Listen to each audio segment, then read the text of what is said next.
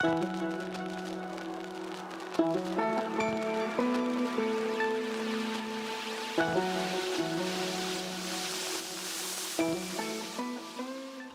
say, sweet love, what thou desirest to eat. Truly a peck of provender.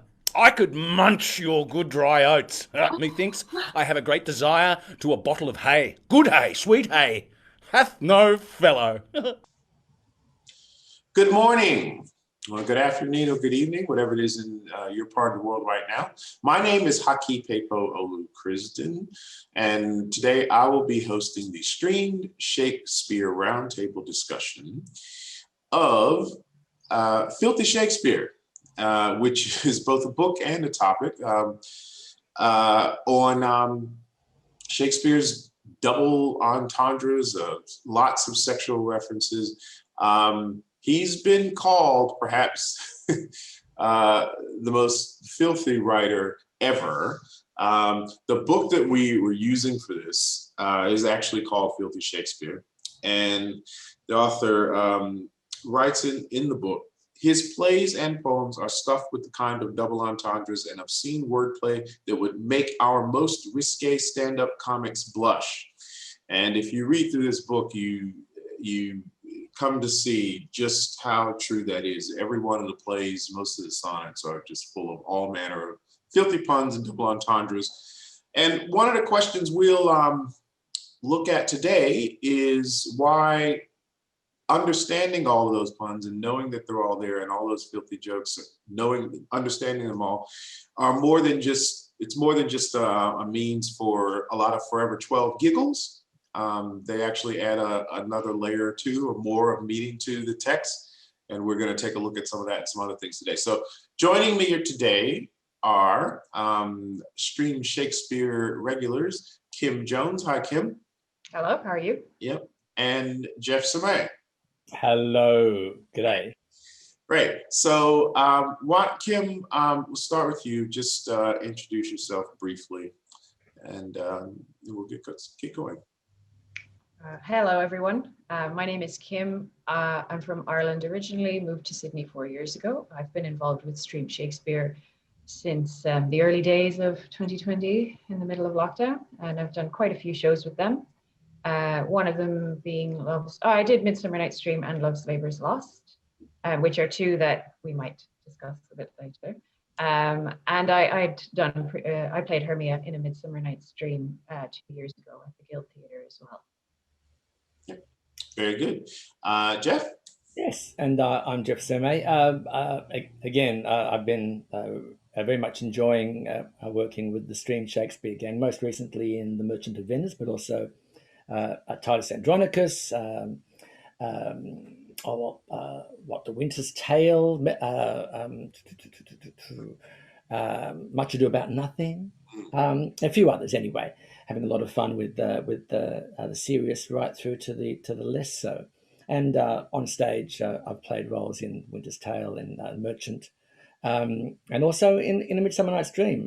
In my youth, maybe the first Shakespeare I did was playing Puck in A Midsummer Night's Dream. You were Puck. Okay. I was. Yeah, I was going to ask you which part you'd done in Midsummer. So we've all done that. We can start with Puck. I mean, Puck.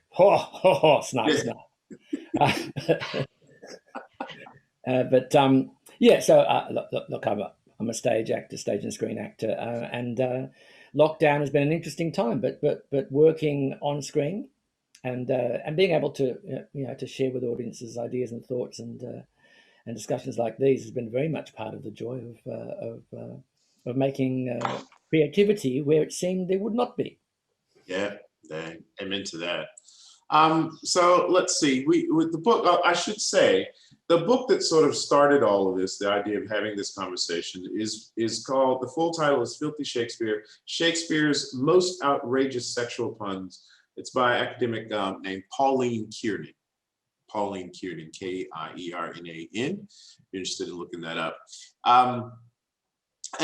So the book itself, one of the things I found interesting about it was she takes pains to describe for us what it was like in London and during Shakespeare's life, what it was like living there. And the the point was that it's a very much an assault on the senses. There are a lot of sights and sounds and smells, especially, that really would have made daily life that somewhat unpleasant, really, in a lot of ways, experiencing all of that.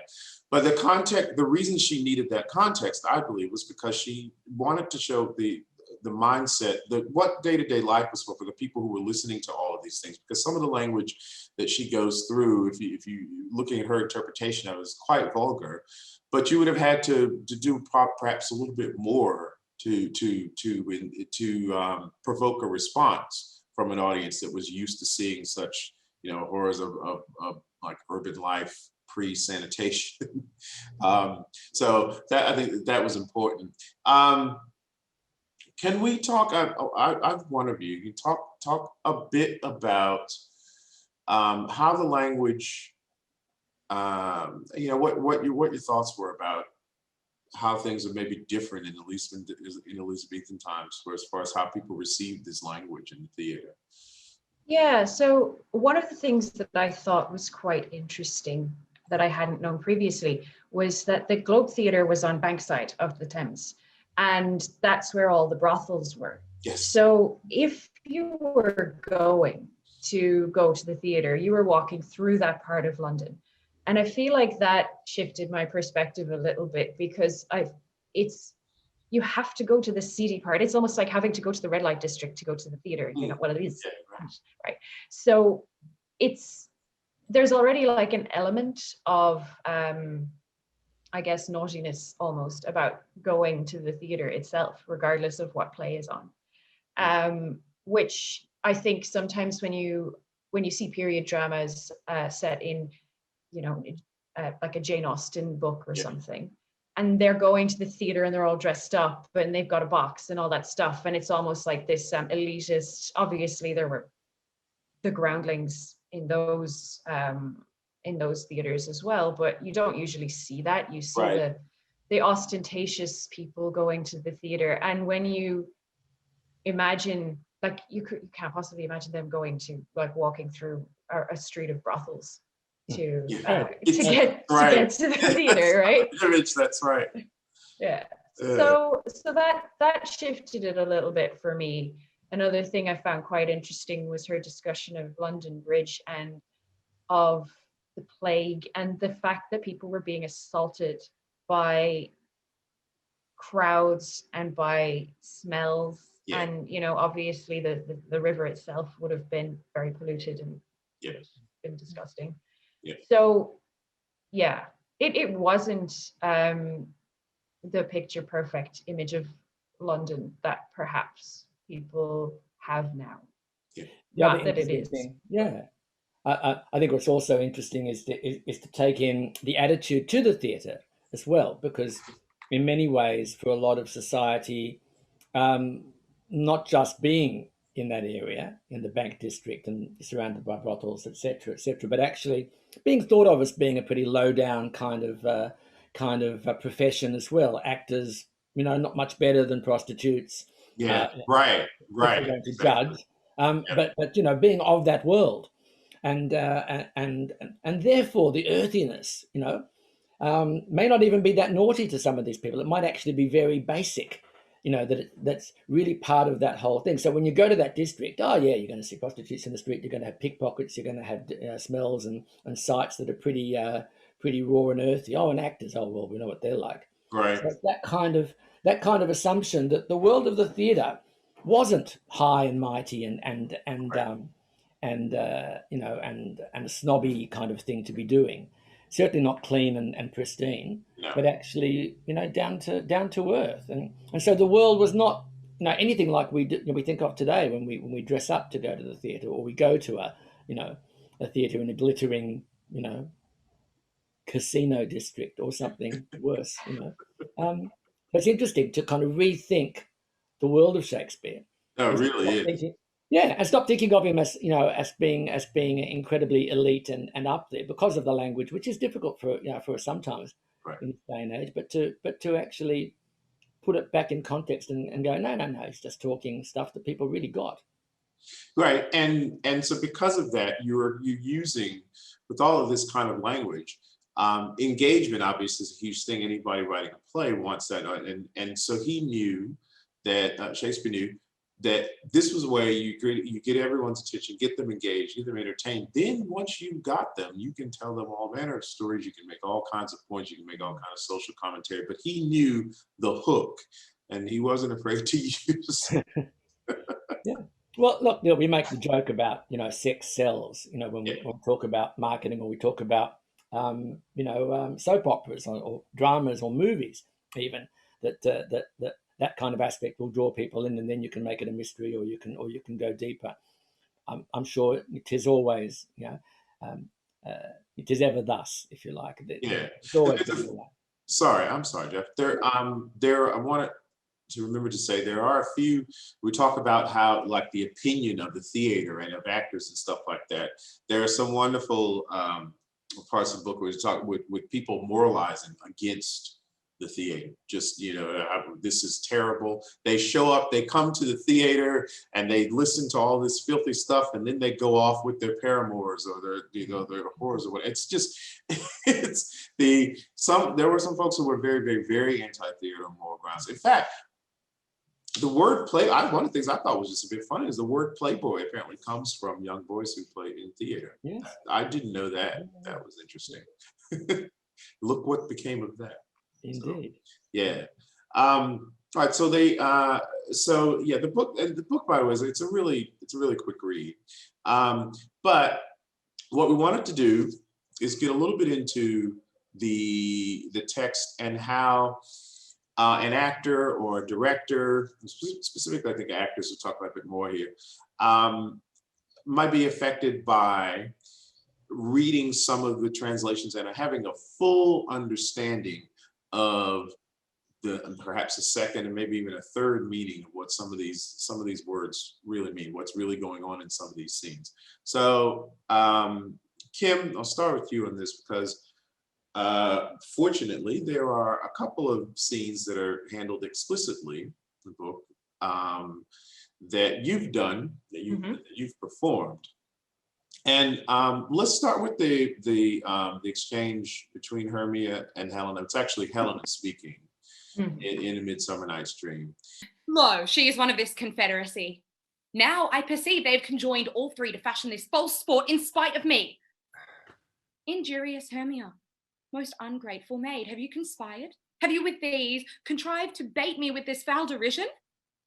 Is all the counsel that we two have shared, the sisters' vows, the hours that we have spent when we have cheered the hasty-footed time for parting us, is it all forgot? All school days friendship, childhood innocence. We, Hermia, like two artificial gods, have with our needles created both one flower, both on one sampler, sitting on one cushion, both warbling of one song, both in one key, as if our hands, our sides, voices and minds had been incorporate. So we grew together, like to a double cherry, seeming parted, but yet an union in partition. Two lovely berries moulded on one stem. So, with two seeming bodies, but one heart, two of the first, like coats in heraldry, due but to one, and crowned with one crest.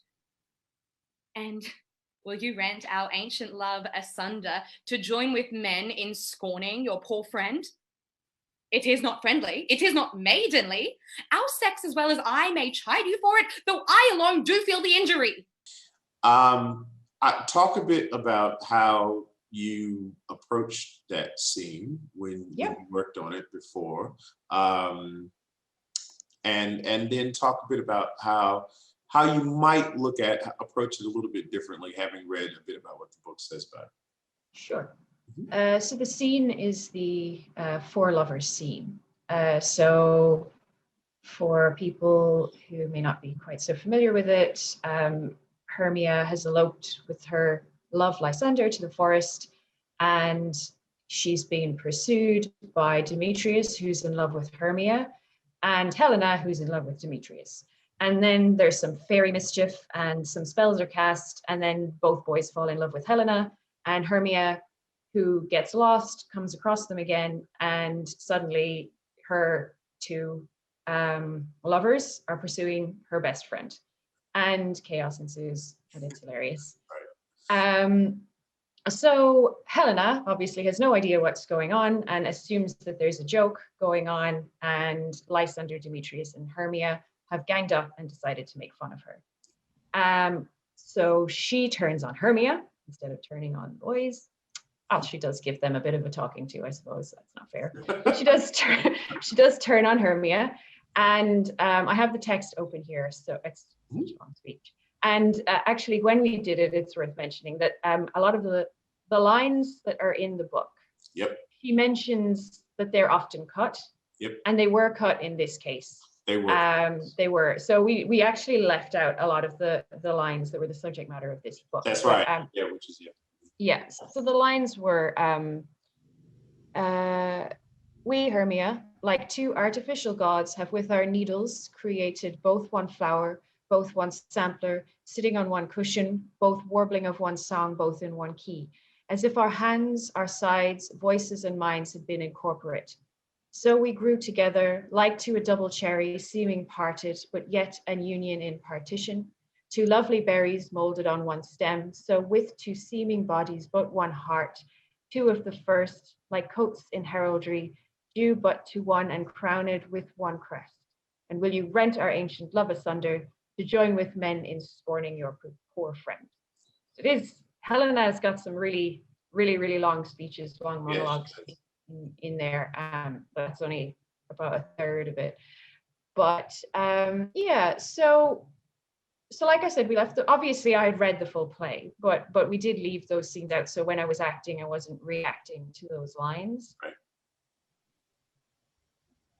When I imagined Helena and Hermia's relationship, so I actually pulled up another little piece that I said earlier in the play that was left in, and I'll just read it out. So Hermia is about to elope and she's saying goodbye to Helena, basically. And she says, and in the wood where often you and I upon faint primrose beds were wont to lie, emptying our bosoms of their counsel sweet, there my Lysander and myself shall meet. And then she goes on to say, farewell, sweet playfellow, pray thou for us, and good luck grant thee, thy Demetrius. So for that scene, I had imagined a very deep relationship, emotional bond between Helena and Hermia. I had pictured them as bosom buddies, as in like almost, I feel like I had already imagined their relationship emotionally as one that was closer than she had certainly to Lysander now and probably ever would. That they were almost one person in how close they were to each other, and that it was almost a coming of age thing, that they were being pulled apart by the two men, basically, and their love, or be it requited or unrequited, for Demetrius and Lysander. So when I read her translation of the previous scene and Helena's speech, I mean, I will say with the book, there are parts of it where I feel like she's really driving the point home. And so there are, the language is quite on the nose, and it's a bit maybe inflammatory. And she is trying to show the sexual layer as, you know, obviously she can't tell you the 15 layers that potentially you could interpret each scene as. So she's taking the most overtly sexual interpretation and giving it to you so that you can say, okay, I get it. Right. And whether that, and then it's an actor's choice as to whether that is a sort of a cheeky subtext that might be in there for a bit of a sort of an elbow dig to the person next to you in the audience, or whether you want to play that off as like, this is what I'm talking about. This is exactly what I mean. And so when I read that scene, I still felt like my interpretation of Hermia and Helena's relationship wouldn't really have changed, because it was already deeper than any sort of sexual aspect that you could add in there. They were already very, very close. And I think it's worth noting as well that in that time, from at least my understanding, they didn't really have words like homosexual or gay or lesbian. The meaning of that seems to have changed fairly some. Yeah. And it seems like there was more of a problem with basically, if it didn't involve a penis, they weren't too concerned about it, or they didn't really think about it. It didn't really count as sex. Right. So if there was no dildo or no penis, it wasn't. It's whatever. Not entirely, but I feel like how we view it now is probably different than how the audience would have seen it at the time as well. It's it's a matter of that's just sort of touched on. It can be up to for choices, As I think because I think if you're reading through that scene, you may have you say, okay, all right, well, there's a physical or sexual aspect to it. That's not necessarily going to be the entire conversation. But if you're ranting, which Helena sort of is at that point, it's a very stressful moment in the play. It's the four of them, their fates, if you will, are all it's all playing out right there. I mean, it's the kind of thing that might, it seems to me like it might be at some point, it would emerge as a point, as something would come up and she would refer to that in the midst of about 50 other points that she might be making. It provides, opportunities for nuance, and understanding it, and like you said, linking it to a scene that the text that still remained in the play from an earlier scene. It all, I think, just makes it a bit more intense and more fun, even as an actor. If you've got so many things that you're reacting to. Geoff, do you have I don't know, a particular remembrance or thing that's done most out of you? I do, and it's both from the academic side of my studies, but also from performing. Look, and just to kind of agree with you, Kim, I think you're right. I think the author here protested too much. I think she is making the point really heavily. So she's showing sexual influence and subtext where perhaps, as you say, it's not really the point, or it isn't really adding very much, but it's there in order for her to show that it's there, that it's all over the place, it's everywhere in Shakespeare. And I think that's the point. She's trying to shock in order to make the point. Having said that, there are some very, very obvious places where we have very, very powerful sexual language, and sometimes quite aggressive, almost violent. I mean, Iago in Othello speaks most violently and roughly in order to make what is a romantic relationship between Othello and Desdemona seem like it's base. He's trying to. It's the really racist aspect of Iago's trying to bring down Othello with everyone around by making him out to be some kind of beast. And therefore, what is a beautiful relationship, clearly to us as viewers, between Desdemona and Othello, he's trying to paint it as something animalistic and right. And change the image of it in Othello's absolutely, mind, which works. Change the relationship, affect the relationship, undermine the relationship, and everybody's attitude to it. Right. But then again, in lighter pieces, definitely, it's there. And I think what's interesting, as Kim said, as an actor, it's really interesting. It's really powerful to have this extra layer brought home to us in the language. And as you said, Haki, it's about listening as well as seeing what's happening on stage.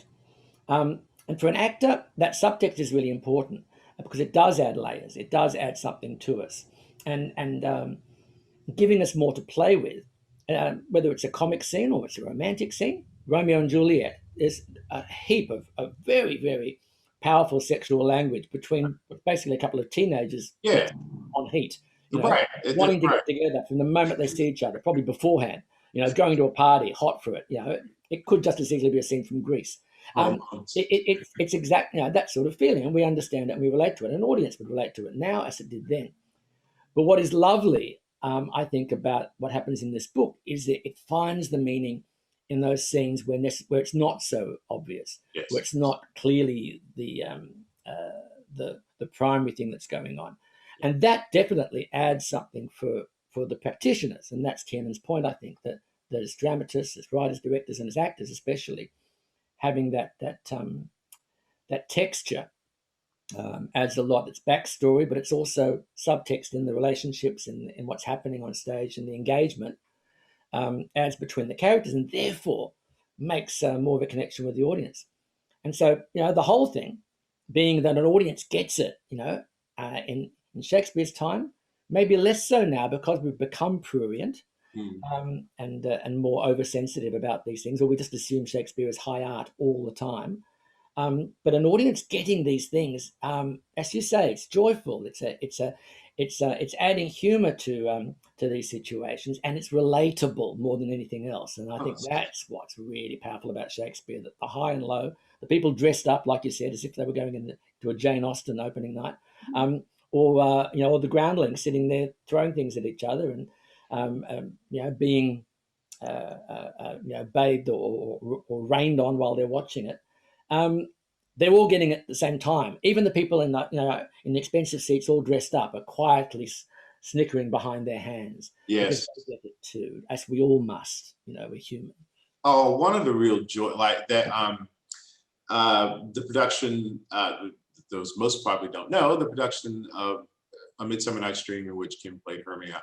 I was in that as well. I played Theseus and Oberon. And one of the things that I really loved about doing that show was we performed it at the Guild Theater in Rockdale. And there was some concern before the show that the older audience there would, I don't know, either be offended or just not appreciate what was going on in it. But I just thought it was great that you would hear people, there would be these sort of reactions from the audience, that people who maybe really did not have any exposure to Shakespeare, they would get this sort of, wait a minute, what was that joke? That was about sex. Or they would be, what? Shakespeare tells these kinds of jokes, and it was great. I loved those sort of reactions. Absolutely fantastic. I think I saw that production too, as you know. Yeah. And it was absolutely wonderful. And you play for the earthiness, you play for the sexual tension, the rampant sexuality of Titania as she's basically mauling Bottom. The names, we've got Bottom and we've got Titania, and everything that's going on with all of that. There's hips in the names, there's hip and of course they're historical names, but there's elbows, as you said, Kim, all the time. But to get an older audience is wonderful in a matinee. If you're an actor and you suddenly hear sort of loud whispers from the audience saying, Bottom! That's right. And he's an ass and Bottom. And she's tickling him.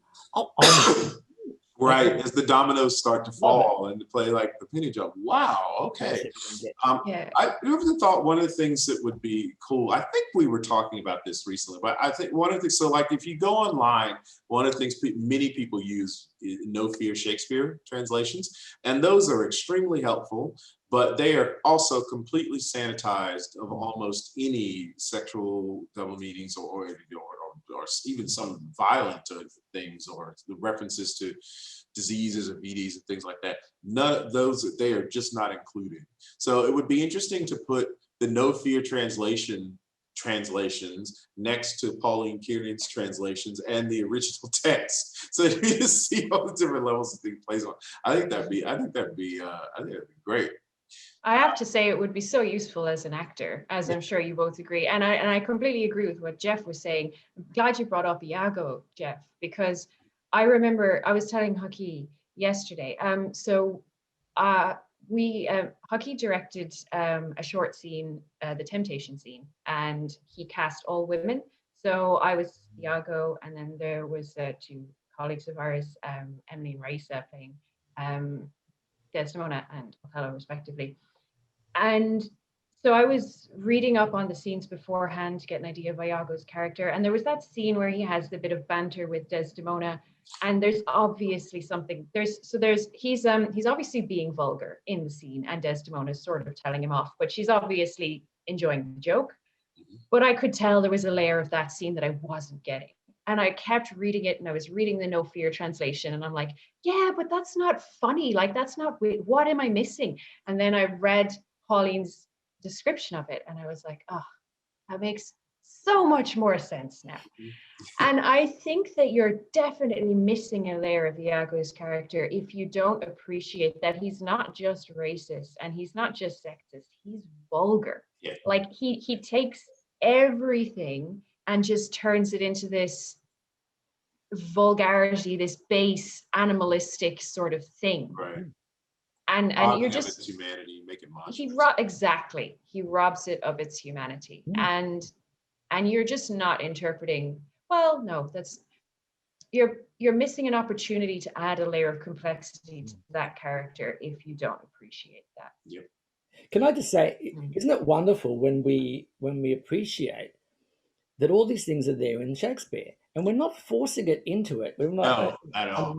One can, one can go too far with trying to recreate or find some new way of doing things. But these extraordinary layers of humanity and understanding of human nature and the power of sexual attraction as opposed to romantic idealism and jealousy, all these powerful human emotions, which are timeless, of course, but they're there in these extraordinary stories with these amazing characters that are timeless and will continue to be.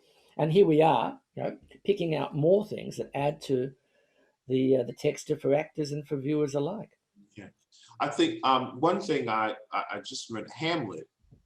I think we've talked a little bit about Pauline Kiernan sort of making her point. I think probably the best example that she comes up with in the book, in addition to the Iago woman, she doesn't talk about as much.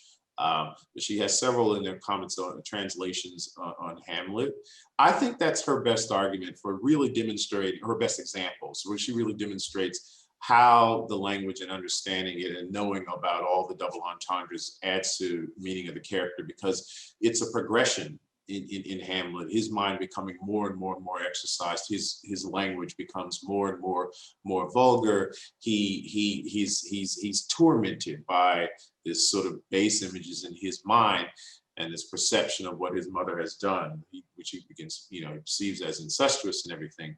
All of that gets more and it's progressive as the play goes on. And if you're familiar with that, it's building up to the whole get thee to a nunnery moment, which itself has a double meaning.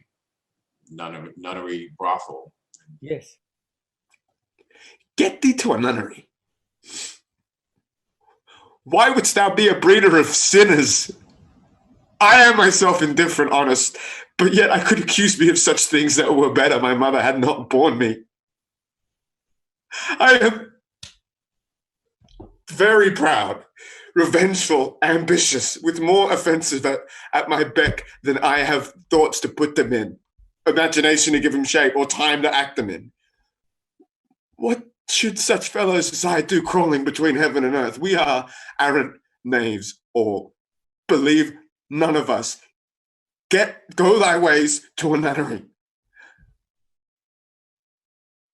Where's your father? At home, my lord. Let the doors be shut upon him, that he may play the fool nowhere but in his own house. Farewell. Oh, help him, you sweet heavens. If you dost marry, I'll give thee plague for thy dowry. Be thou chaste as ice, pure as snow, thou shalt not escape calumny. Get thee to a nunnery, go, farewell. Or if thou wilt needs marry, marry a fool. For wise men know well enough what monsters you make them. To a nunnery, go, and quickly too, farewell. Oh, heavenly powers, restore him. I have heard your paintings too. Well enough. God had given you one face and you make yourself another. You jig, you amble, and you lisp, and you nickname God's creatures, and you make wantonness your ignorance.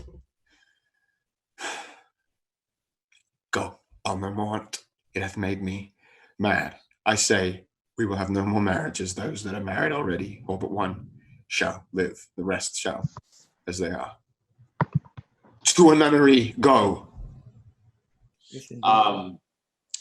Really, it's a fine example of how, just as with Iago, you miss a chance, you miss the depth and really basis of this villain.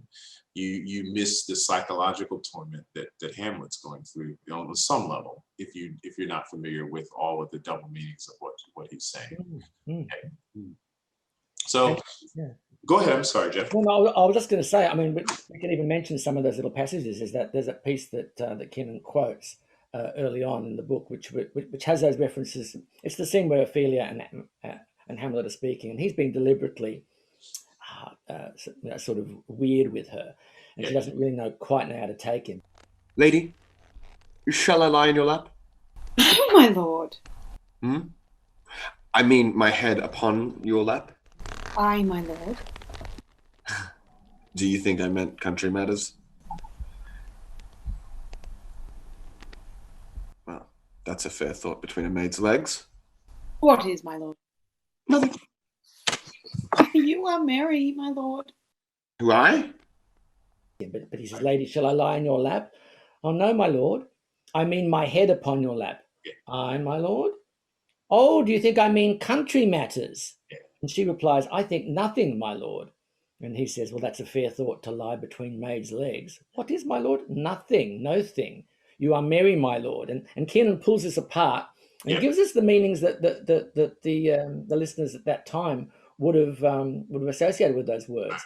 Nothing is something that's been used in Middle English and Chaucer and everything, but you know, a zero is always the female genitalia. Right. So when one says nothing, one is meaning, you know, something, and being actually quite provocative. Yep. And even, you know, other words which we think of as being quite innocent. She says, you are merry, my lord, but she points out that merry for Shakespeare's audiences actually meant you're horny. Yeah. You know?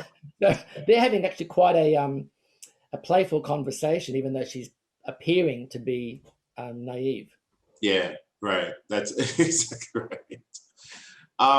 So you can, well, it's kind of, I mean, it's almost like you go down a bit of a rabbit hole, and then you sort of, like I said, all of this, you giggle a lot.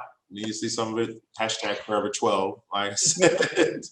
But I do think it really pays off in serious ways and meaningful ways. And I think it's I can't recommend the book enough. You'll look at all the language in Shakespeare in a different way once you do, and you'll certainly engage. I think it's great for engagement. It'd be interesting. They would never do this, but I would love to see the impact on student engagement if they put this on the high school syllabus. Yeah. Even just giving them a few more hints at what it Right. could potentially mean would massively increase interest. That's right. We were saying yesterday, Haki, isn't it weird that we are quite happy to accept that Chaucer, you know, who was on the school syllabus, is filthy and pornographic, and you know, we've got to be careful how we talk about this in class, and what's in the footnotes, and what you translate what as, and whether that even means anything in English or in modern English anyway. I remember my school days having a very embarrassed student ask a very direct question of the teacher, which we all giggled at because we'd read the footnote and he hadn't. And even then, I don't think he understood it. The point being that we seem to accept that in Chaucer's time, you could say all sorts of manner of incredibly rude things or provocative things, and somehow Shakespeare is high art, and we can't possibly think of it the same way. It is strange. Meaning completely when you start to relax a bit with Shakespeare's words. Right. Okay. So Kim, come back to your want to get into the other scene, which was Love's Labour's Lost. Rosalind. What did you make of this one? I won't say anything about it first. Sure. All right. Yeah. Okay. So Love's Labour's Lost. Probably not one of Shakespeare's most famous. Well, it's not as often performed as some of the other plays. The language is difficult. Like it's when I read it first, I was like, Shakespeare wrote this to show off. Like it's so layered, and it's laden with puns and double meanings. It really is. of a sexual nature and also not like any kind of pun. Like it's great. It's such a good play. We did it as a reading. So we were cast about a week before we did it, and we had a few readings and rehearsals, but we were reading the text. So unfortunately, I feel when we did it just for time reasons, it was just about enough time to understand what was going on and what people were saying, and unfortunately not quite enough time to dig into the many layers that there were. That being said, this particular scene, yeah, it's so dirty. And reading it, reading her translations of it were actually great, because again, a bit like the Iago thing, there's something going on. This is sort of sexual punning going on and back and forth. Her translations just make it so much more clear. And there's things that you can't know unless you know the language of the time. Like, for example, no thing or nothing being slang for vagina. Any words like country and conscience and council, any words beginning with COUN, they have also mean female genitalia, or can mean that, obviously, every instance. Yep. So all of these, like the word wit as well, being potentially meaning female genitalia, all of these like slang words that they would have just known and would have been listening for, and picking up on, is very difficult for you as an actor if you don't know that going in. So this particular scene, basically the story of the play is that there's a king and his 3 attendants, and the king decides, we're going to spend a year studying, and we're not allowed to have any contact with women whatsoever. There's no women allowed in my court. And 2 of his attendants more or less agree, and the other one, Baron, is like, this is gonna suck. I don't want to do this, but okay. And then the princess of another country, suddenly it's announced that she's coming to visit, like 5 minutes after the king has made this proclamation, and he's like, oh, okay, great, all right. So then the princess and her 3 attendants arrive, and the men all fall in love with the attendants, and obviously the story goes on. And but the women in this play are great. Like, they're so independent and sassy. And this scene that Pauline, there's 2 scenes actually in this play. And I think the one, Haki, you wanted to talk about was the one where target. Yeah. Pardon me? With the target, the archery. Yes. The archery. Who's the shooter? Who is the shooter? Shall I teach you to know? Aye, my continent beauty. Why, she that bears the bow. Finally put off. My lady goes to kill horns, but if thou marry, hang me by the neck if horns that year miscarry. Finally put on. Oh, well then, I am the shooter. Ah, and who is your dear? Well, if we choose by the horns, yourself come not near. Finally put on indeed. You still wrangle with her, Boyer, and she strikes at the brow. But she herself is hit lower. Have I hit her now? Shall I come upon thee with an old saying, that was a man when King Pippin of France was a little boy, as touching the hit it? So I may answer thee with one as old. That was a woman when Queen Guinevere of Britain was a little wench, as touching the hit it. Thou canst not hit it, hit it, hit it. Thou canst not hit it, my good man. And I cannot, and I cannot, another can. By my troth, most pleasant. How both did fit it. A mark marvellous well shot, for they both did hit it. A mark, oh mark, but that mark. A mark, says my lady. Let the mark have a prick in it, to meet at. As it may be. Wide of the bow hand. I' faith, your hand is out. Indeed, I must shoot nearer, or he'll ne'er hit the clout. And if my hand be out, then belike your hand is in. Well, then she will get the upshoot by cleaving the pin. Oh, come. You talk greasily. Your lips grow foul. She's too hard for you at pricks, sir. Challenge her to bowl. I fear too much rubbing. Good night, my good owl. So basically, the princess also has a male attendant. So she's 3 female attendants and a male attendant, Boyer being the male attendant. And he is very cheeky. And he and Rosalind and Maria later on exchanged this really dirty back and forth. So archery being a euphemism for sex. They have this really sharp, quick-witted back and forth. And one of the things she brought up, which I think added a layer to it that I didn't quite appreciate at the time, was how sexy you could play that. Like, obviously they're being deliberately rude and clever and witty at the same time. But if you pace that right, you've got this like sort of progressively more exciting, tense scene building up.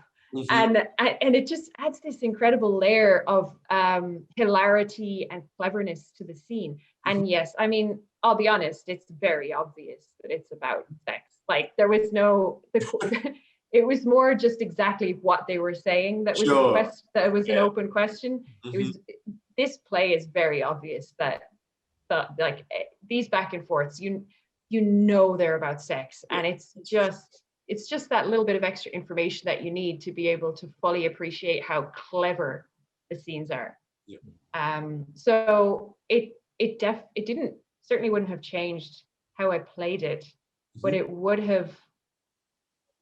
probably would have changed the timing and the tempo of how we played the scenes. And obviously doing it on Zoom limits your ability to properly bounce off each other. And probably limits the ability to be flirtatious. Absolutely. That's for describing. It's not just them talking about sex, but it's them almost talking each other into it. Yeah, there's a rhythm to it. Like you're saying, a rhythm to it and a movement. You could almost look at it as like a dance. I mean, it's how did this? I guess this steps a little bit away from Pauline Kiernan a bit, but when you were playing Rosalind in that scene, how did you deal with the idea of her sort of taking her sexual power is not the word I'm looking at, but like, so she's sort of you can look at it as witty banter. You can also look at it as sort of like a power play, sort of a sexual power play. Did you sort of engage with Rosalind in that sense, like her sort of using it to kind of hold her own, as it were, with them, or how did you engage with it? Yeah, I think that's sort of describes it quite well. So I felt like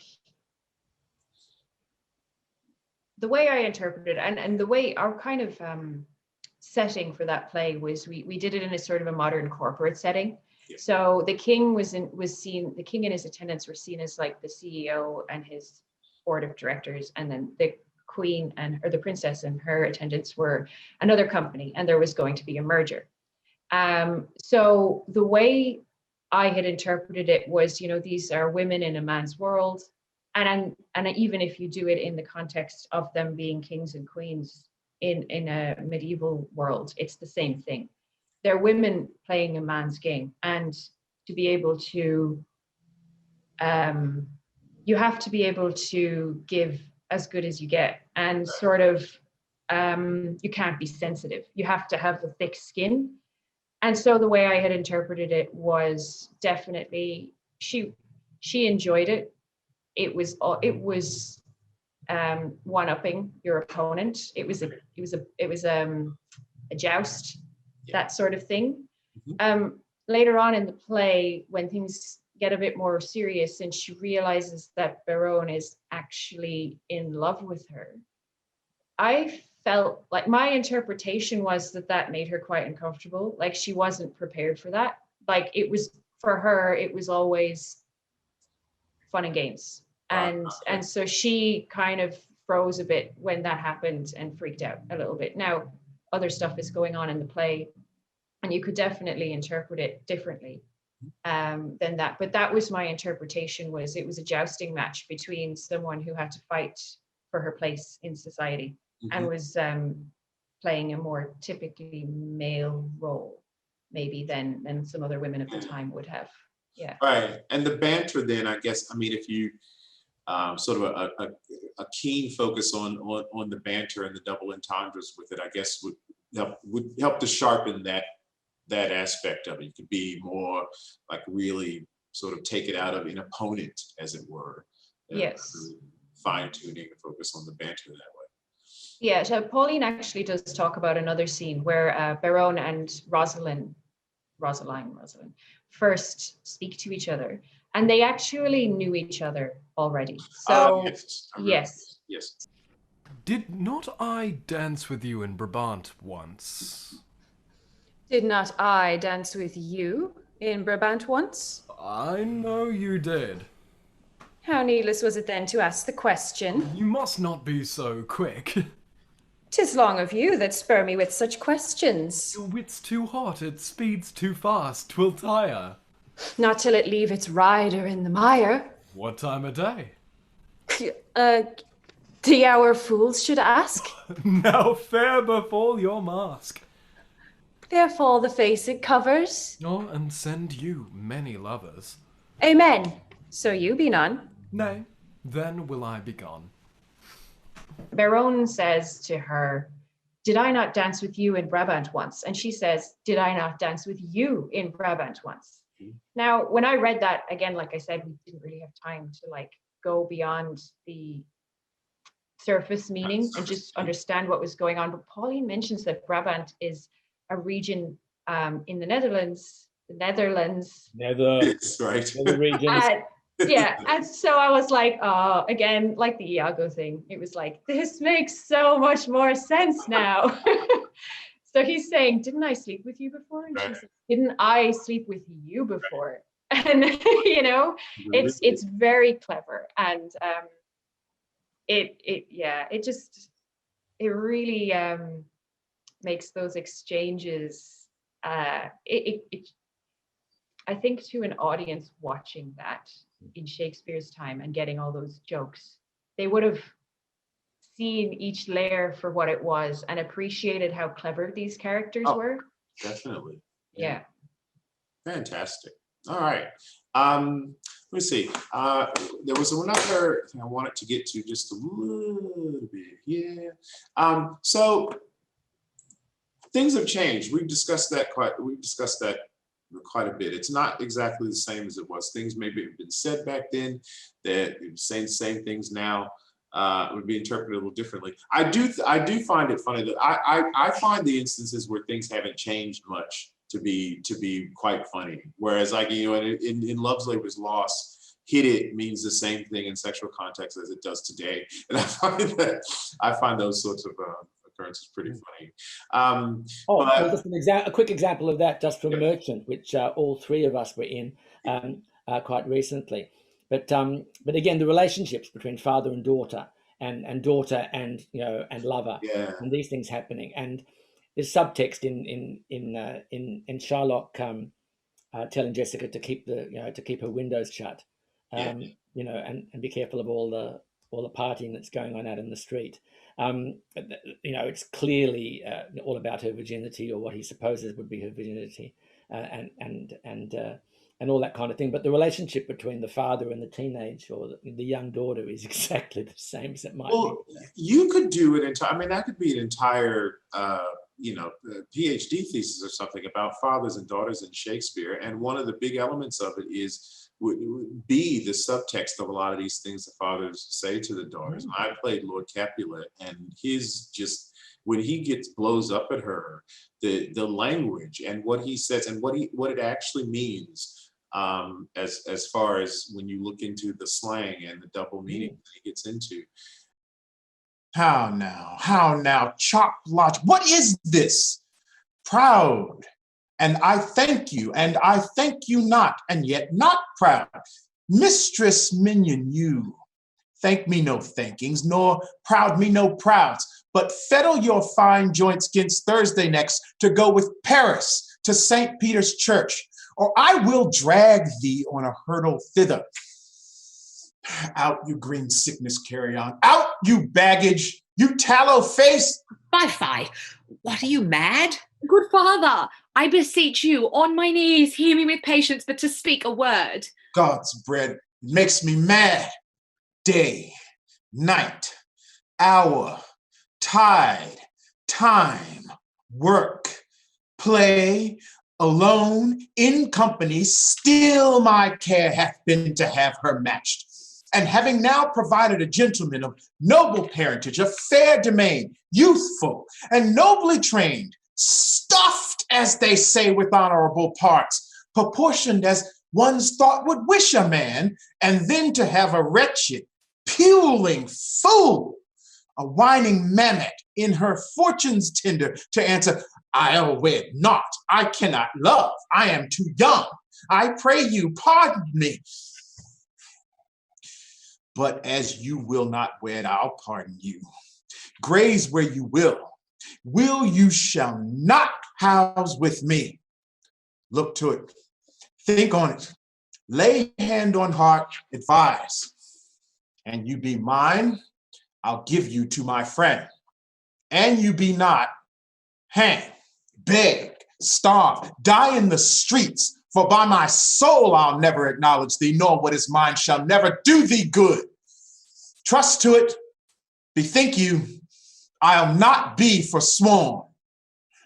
When I read it, on the face of it, back when we performed it for Stream back in July, it was brutal, that. But when diving into it and seeing just exactly how low he's talking about wanting to cast his daughter out to, bear yourself out into the street and like in a wagon and the shame, like we cart prostitutes out to shame them and all that other kind of stuff. When you realize that, it's just, my God, it's such a brutal dismissal.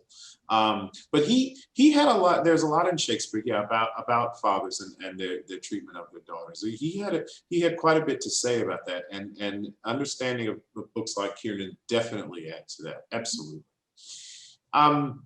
Let's see. We're almost out of time. Well, I'll give both of you just a chance to say, is there anything else that wanted to say about this that you think provides a bit of insight that probably would have gone missed without approaching this subject? Geoff, I'll start with you this time. Last words. Look, I just think that the key thing is to be open to meaning. I think it's true in anything, any literature, but especially literature which is meant to be performed. And as we said in Shakespeare's time, heard, not just seen. And so the more we are open to meaning, to subtext, to context of the time, but also to interpretation in our own time, the more it engages with an audience. And for theatre in particular, it's about the engagement, the word you used, Haki. Absolutely. Kim? Yeah, I agree with Geoff completely. I mean, any playwright that writes a play, when you give it to an actor, each actor will interpret the subtext slightly differently for each line. And I think what's amazing about Shakespeare is the depth of his writing and the many layers that are there mean that interpretation is so wide, and there's so much opportunity for exploration and development of your character in Shakespeare. And I think that's what makes it so enduring, and understanding those cheeky bits properly is just another layer of joy that you can add on top. Right. Layer. Saw what you did there, Kim. I can never say so many words I can never say again without seeing the dirty meaning to them. Oh my goodness. Oh, perfect. That's a perfect ending.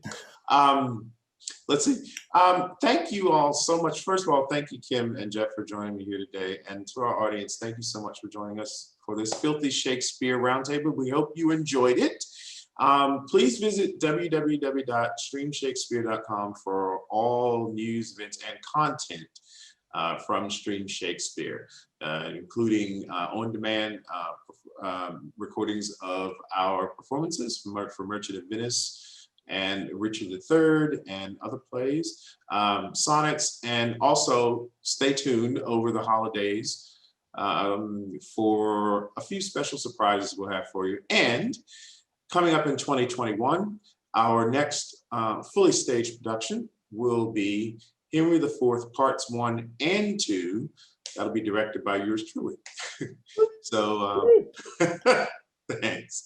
So that's it. Thank you very much for your time, and we hope you enjoy this. Bye. Bye.